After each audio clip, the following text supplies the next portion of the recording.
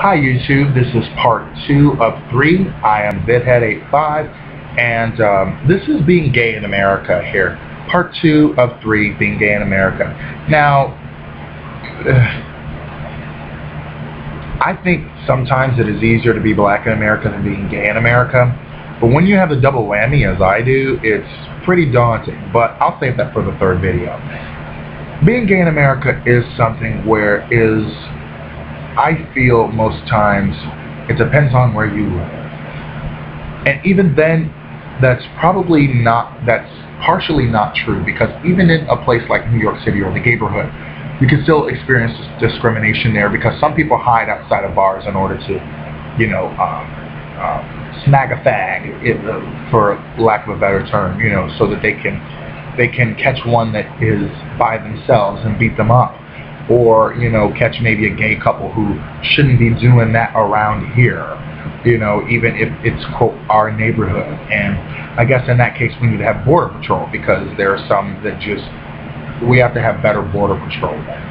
But anyway, the thing is, back in the 60s, Stonewall, and even before, there was always this moralistic kind of attitude that if you were homosexual, then you were the lowest of the low, you were depraved, you had no morals, there was nothing, you were degenerate, and you could not, quote, be valuable to society simply because you were worse than an animal, because even animals knew who to do it with. But even homosexuality in the animal kingdom is there. So, it was really a time of repression, a lot, because of the fact that a lot of people looked at it as, hey,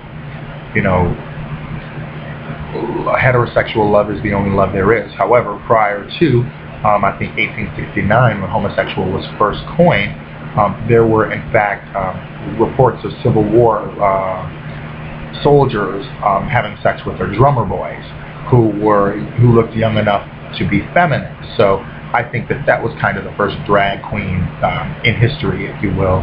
But they were guys who appeared feminine, and this is before duct taping, tucking, and all that other stuff. But there were also eunuchs, but that's a different story. So anyway, before the Stonewall riots, there were some pockets of gay society that were accepted, but yet it wasn't talked about. It was the love that dare not speak its name for the longest time. But people knew, that there were gay people around a lot. Even in 1920s and prior to Nazi Germany, there was a well-connected gay society in Germany. And the Holocaust came around, swept up millions and millions of gays, as well as Jews. And there were, after the liberation, homosexuals were, according to a story I read, forced to serve out the rest of their sentences. Now, after living through the Holocaust, do you think that,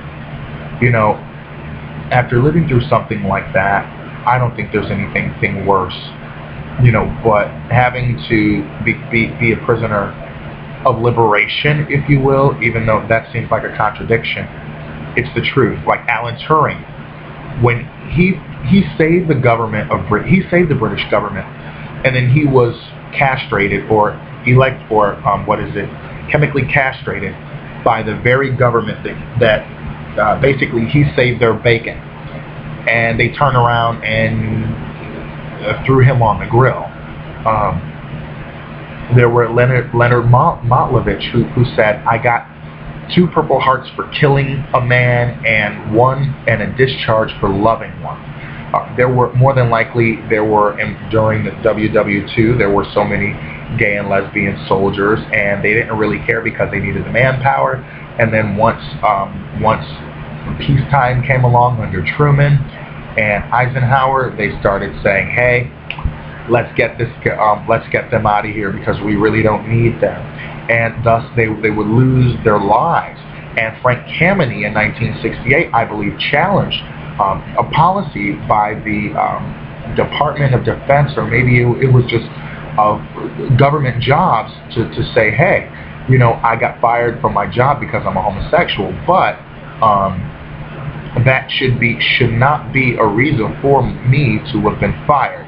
His firing was upheld, and then the gay rights movement, even though it was not as organized as it may be, or even disorganized as it is today, it kind of sprung up. And with Stonewall, that just let the floodgates loose, and there were a lot of dance clubs, and there were a lot of people who were coming out, and people who were just feeling a bit more liberated because of what just happened. And even though sodomy laws were still on the books, the main goal, I believe, of the gay rights movement at first was to stop the policing of everyday life. And even though it still happens, like let's say there was this one park in Miami where a cop would proposition a gay man, and then when they would say, well, come on, let's get out of here and do something, or maybe even volunteer to do something in the park, which I think is stupid, they would be arrested. But for those who said, let's go back home and do something, and, hey, put your money where your mouth is, they got arrested. I think that that's a whole bunch of hooey, because at least they're not doing it in a public place. But the fact that your sexual conduct could have been illegal all the way up to 2003, and even still people can invoke those laws in order to put you behind bars, I think is crazy. But also the fact that we do not, because our relationships aren't recognized, we also have the luxury of the whole DINKS, double income, no kids, but we still have double income and 2 car insurances, double income and double health insurance, double income and double this, double that, because the government may not recognize our relationships, especially on a federal level. In New York and a handful of other states, the marriages are recognized by the state, but the federal government still treats us as if we're single, and therefore we have to lie on our federal income, or on our federal income taxes.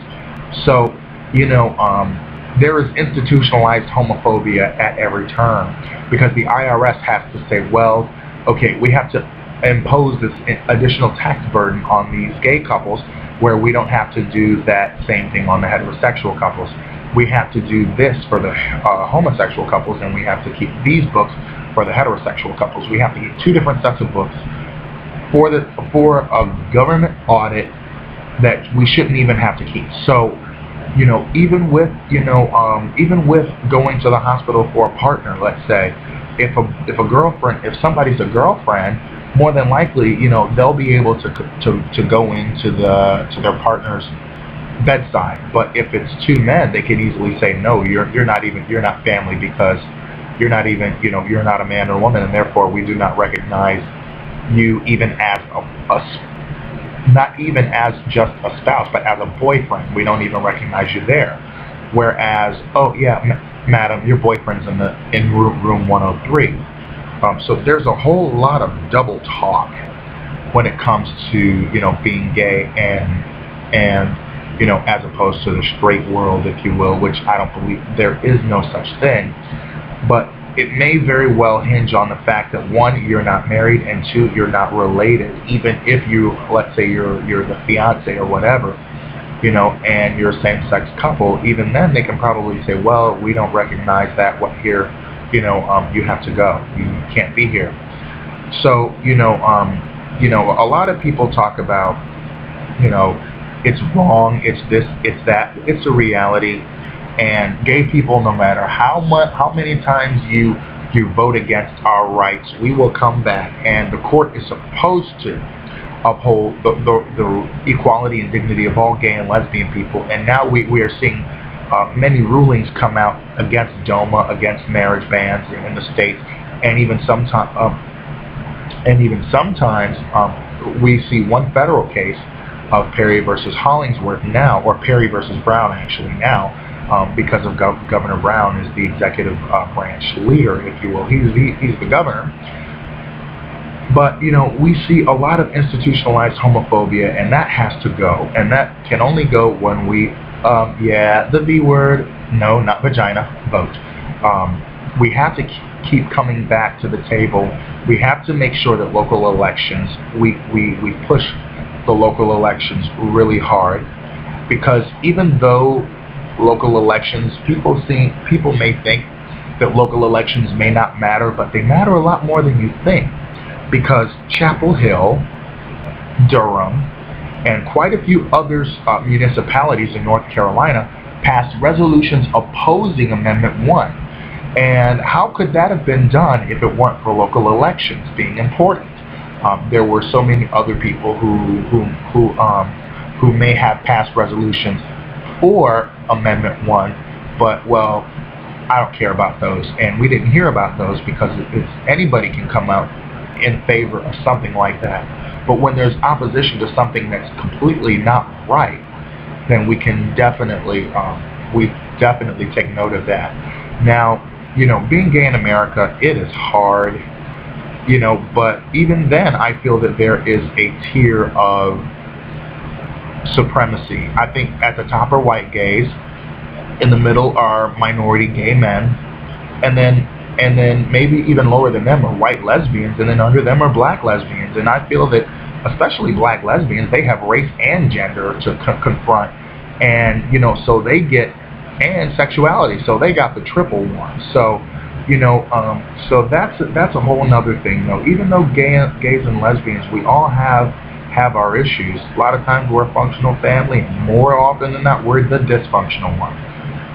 But it's not easy now. A lot of times your protections depend on what state you're in, and we're the only minority that can be decried easily in the state houses. That has to stop. So you two, what is your what has happened with you being gay in America? What state do you live in? How is it like? If you're in the Midwest or the South, it may be very well conservative, or you may live in a conservative part of a liberal state. It happens. So let me know what your experience has been, and have a great day, you two. Rate, comment, subscribe.